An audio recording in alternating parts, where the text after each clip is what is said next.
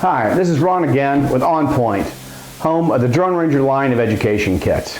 Today, we're going to take your STEM Ranger and we're going to build it all the way from the beginning. We'll start by soldering the connections, go through and build it, and then go through and configure the autopilot. It's not very difficult, takes a few hours. So let's get started. All right, these are the pieces that come with the STEM Ranger kit. So we'll go over each one and what they are. So these are the 4 motors. 2 of the motors spin clockwise, 2 spin counterclockwise. You got to make sure you put those in the right order. These are the electronic speed controllers. The motors all plug into those. Those mount onto the frame and then solder down to the board here. These are the arms, 2 red and 2 white. The red ones go to the front, white ones to the back. This is the landing gear. This is the base plate. It also doubles as the power distribution board. So all the solder we're going to do is really going to be on this board. And then this is the upper plate that you put on to give it stability. Screws.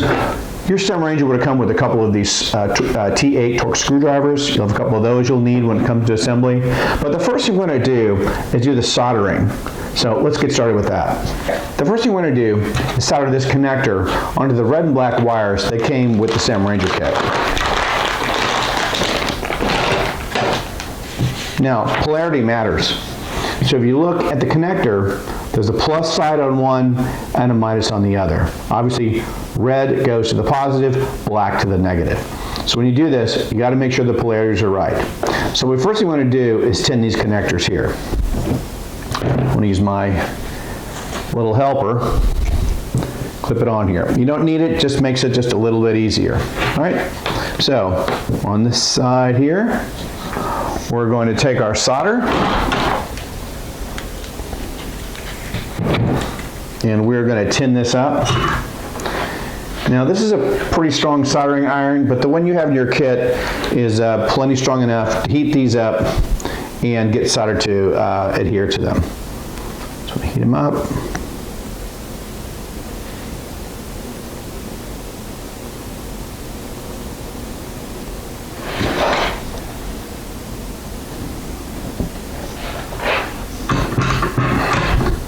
And then we're going to spin it around and do the same to the other side.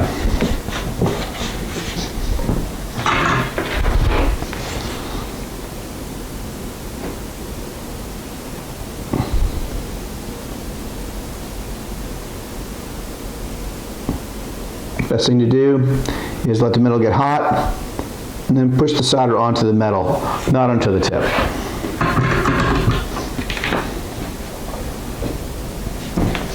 That looks pretty good. Let's take a look at the other one.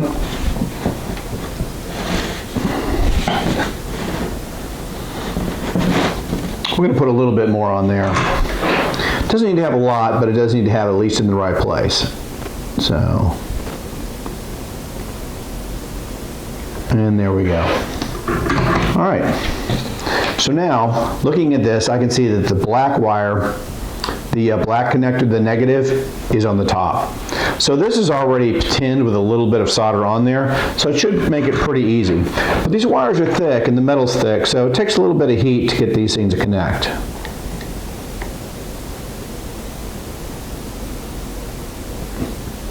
It takes a while for that heat to conduct through the wire and then also through the metal.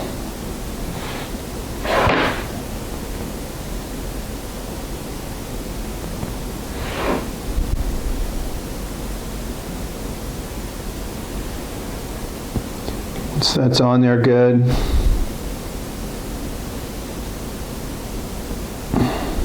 Nope, not yet.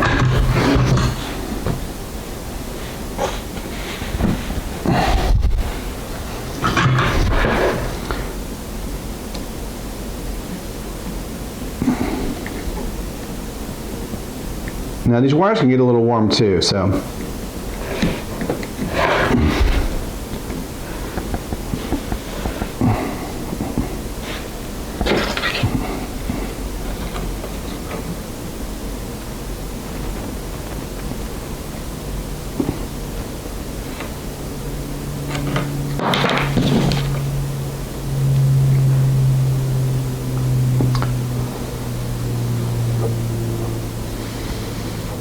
Blow in a little bit. When the wires, when they're connected right, you won't be able to pull it apart. All right. Now we're going to go with the positive wire, the red wire. These get pretty warm when you're doing this, but that's just how they work. So,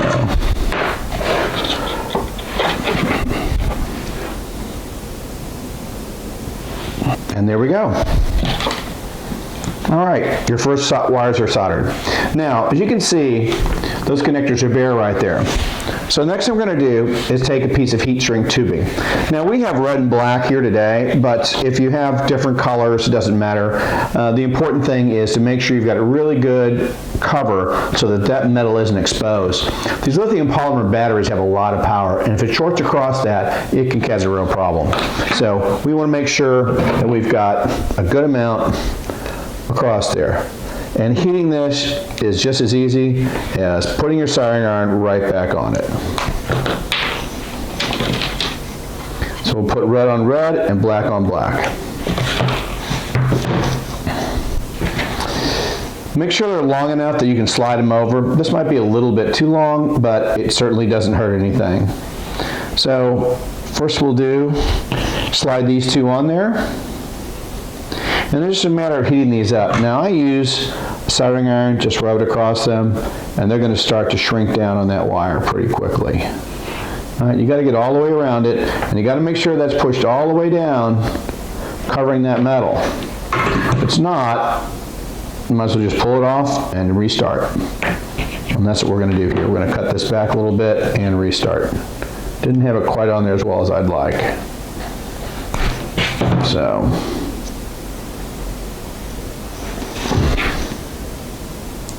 Your kit should have plenty of this, so if you run into a problem, you need to take it back off. You have plenty of extra to do. So there we go. I've got it pushed on there really tight, and I'm using the soldering iron just to shrink that down. You won't burn through it. This heat shrink tubing really holds up well. And make sure it shrinks down really well around that connector so it doesn't slide around. All right, so now we've got the negative wire done, so now we're going to do the positive lead. Again, just the same thing. Slide it back over, make sure it's slid all the way up. I put my thumb underneath there and kind of hold it in place so that it doesn't drift around. And just rub it with that soldering iron tip. Just don't rub your fingers. And shrink it all the way down. And there you have it. All right, that's our first solder. Now, once we have this ready, we're going to start soldering onto the base plate. Now the base plate functions as a structural piece, but it also functions as a power distribution board. So if you look at it, you've got positive and negative points on here. Let me use a screwdriver. Negative point, positive point. You want to observe that polarity and don't do things wrong. This power distribution wire, the main wire for the battery, goes right onto these two connectors. So positive red, negative there. And then those are for the electronic speed controllers, the ESCs. They're going to solder onto there. And those are the next thing I'm going to do. But now we're going to do this one. Now, a little trick to doing this is I'll lay these right here and I'll put a piece of electrical tape to hold them down. It makes it a little easier than using one of those, and it works really well. So I've got a little piece right here. You want to press down good and firm. Make sure those are going to stay in place. Because this plate is fairly thick, it's going to take a little bit of heat to get those to solder, to connect. Now, while using the thin solder, for me it works a little bit easier. It melts pretty quickly because it's thin. But any solder you have in your kit will certainly do the job. So first thing I'm going to do, generally just heat up that point on the base plate. It's going to take a little bit of solder to get this to adhere and have a really good joint. What you don't want is what we call a cold solder joint, where you're just putting solder on top of the wire or on top of the plate, and it's really not doing what it's supposed to do, which is essentially creating an electrical bond and a physical bond between the wire and the base plate. And that looks pretty good. All right, so now we're going to do the negative lead.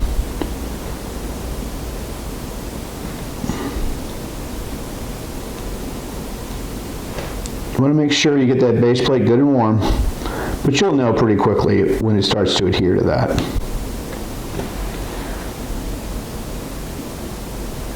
There you go. All right. Now, the only other connector we're going to put onto this point is a JST connector, and it's going to be for your LED lights. I've located the JST connector. So again, positive and negative. This is the male connector, and we're going to solder that on to these. Polarity has to be correct for LEDs as well. Now this wire is a little bit long. The ones you get in your kit may vary in length from 3 inches to up to 6 inches. This is a little bit long, so we're going to cut this back to probably about 2.5 or so inches. Because it's a little bit long. It doesn't hurt anything, but it can kind of get in your way when you're working on things. So we're going to strip that wire off. Now, unlike the leads you got for the kit, for that power distribution wire, these are not tinned already. So we're going to have to put a little solder on them, get them tinned up. I usually just take those, spin them a little bit. And so tinning is pretty easy. All you're going to do is take these wires, hold them out there. It takes a little bit of juggling. But heat them up and then put just a little solder on them. Just makes it an easier process for the when you do go to finally solder them onto that wire. And it doesn't take very much. We're just putting a little bit on there. This makes it a faster solder. And you have less likelihood of having a problem with the joint. So we're going to spin this around. And so now we're doing. I'm going to heat that up just a little bit.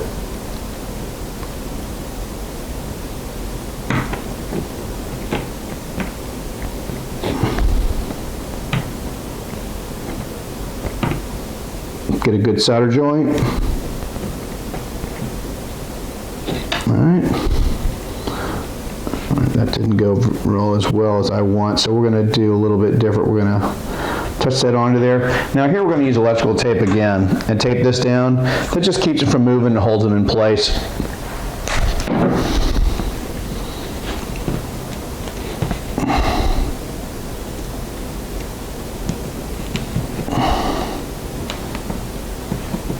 Just tuck it in to where it's sitting just at the right spot, both the negative and the positive wires. And then when you go to solder, you don't need an extra hand. Now, when you're working with your students, that's exactly what you're going to want to have, is have them in there giving you a hand and helping. So here we're just heating up that wire, connecting it. And these don't need to, these just need to connect and have a good solder connection to the solder joint there. The power is conducting through the solder to that lead, so there you go. Always give them a little tug afterwards. If they come apart, better they come apart on the ground than in the air. So we got a good connection there, good connection there. We're going to take our electrical tape off. We're going to throw our scraps away and get ready for the next piece. All right, so the next thing we're going to do is take the electronic speed controllers and we're going to solder them to the baseboards here. So we're going to cut this wire. It's a little too long. So you can see the arm's about that long, and the speed controller sits about center of that arm, like that. And so this wire is excessively too long. So we're going to cut this down so it's about the right length before we solder it on there. So what I like to do is set it out, use one of the arms, line it up with the holes it screws into, and set it, make an adjustment to about where I think it's going to be on that arm. The wires for the motors, let me show you what that looks like. They're about that long. So you can't have this speed controller too far back or they won't reach. Better to err on the side of length and make it a little bit longer. So we'll set it about there. So now I know about how long this wire needs to be. So we're going to cut it off right about there. We've got to strip it back a little bit. So we're going to cut it off here. Now fortunately for us, didn't show at the beginning, but the wires are color coded. So this is the negative that doesn't have a shielding, that is the shielding wire, and then the positive is with the red color.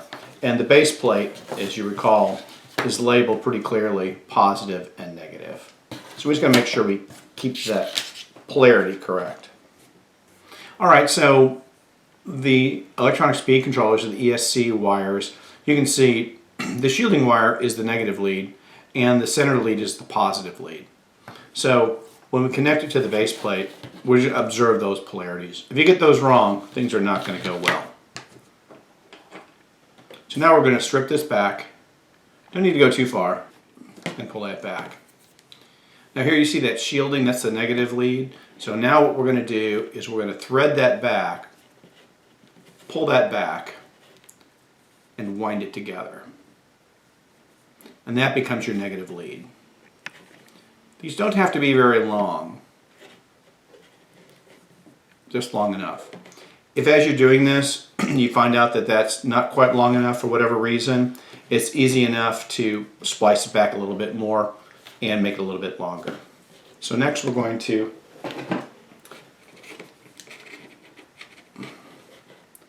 splice back the positive lead. And again, it doesn't have to be very long.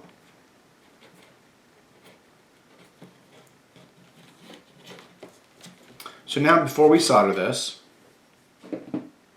we're going to tin these leads a little bit to make it a little bit easier. I mentioned earlier when we talk about tinning the leads, all we're doing is heating them up and melting a little bit of solder onto those wires. And what that does is it makes it easier for you to manage the soldering process. So we're just going to connect it to there, and we're going to put some solder onto the wire and let it melt onto the wire like that. And we're going to do the same with the positive lead.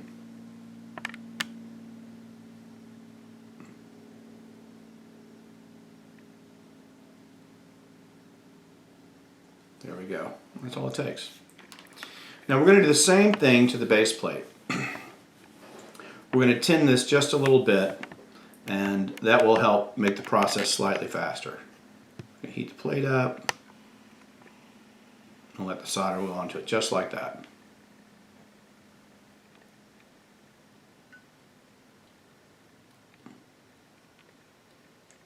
There we go. Now to make things faster, I'm going to tin all 4 of these spots on the plate at the same time. That way we have it all done. But you can do it in whatever order you prefer.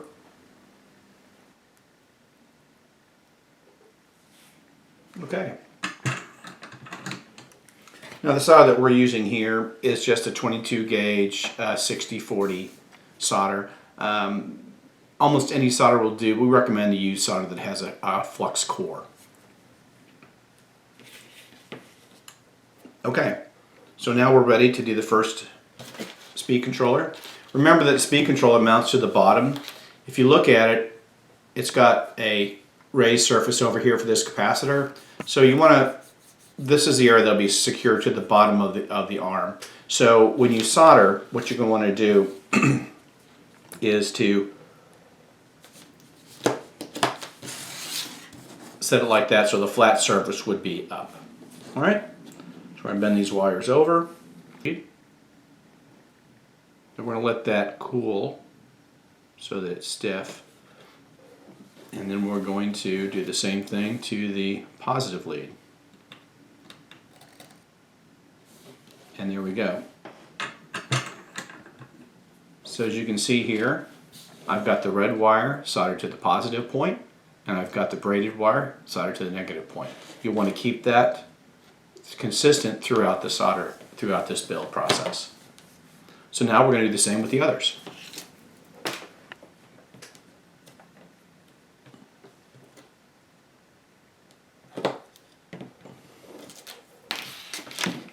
It's important to note that the only wire we're cutting is the main power wire. This is the signal wire that goes through the flight controller. You don't want to cut and adjust this, just leave the length as it is. Because of its size, it's easy to bundle up and secure with a zip tie later on, and you're better off not cutting that wire. So the only thing we're going to make adjustments to is the power wire itself.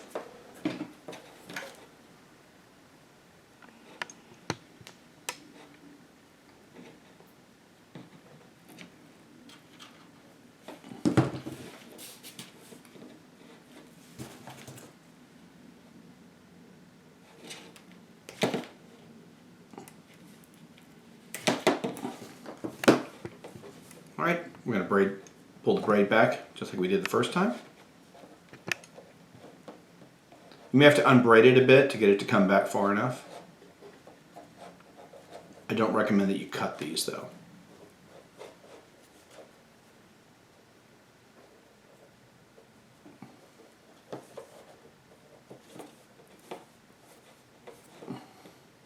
If by chance you get these a little too long, it's easy enough just to cut them back as you need to.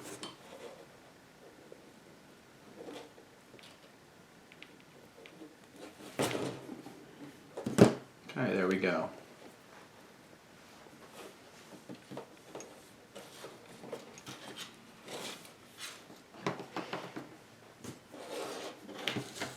So we're going to tin these like we did the others.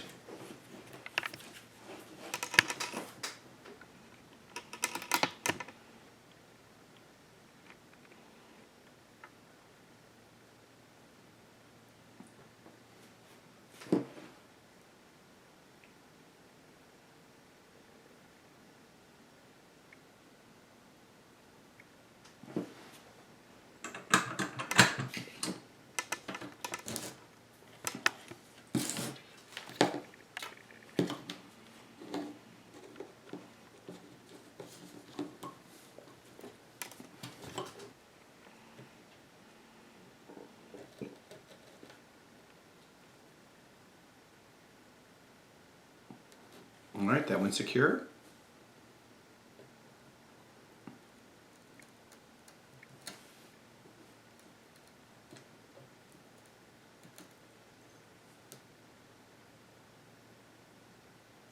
And that one is as well. I have a little bit of extra lead on the negative wire here, so I'm going to just clip that off just to make sure it doesn't come in contact. Shouldn't be a problem, but better to have that cut away. All right, so that's 2 of the 4.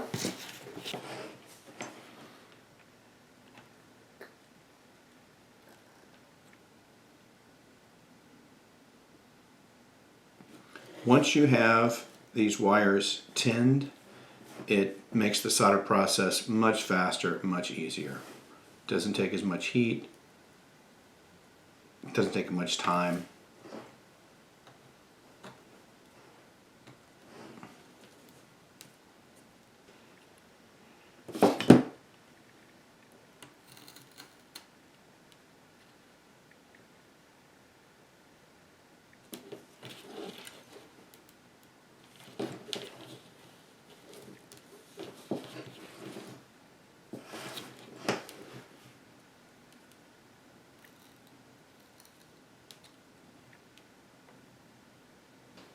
And this is what it will look like.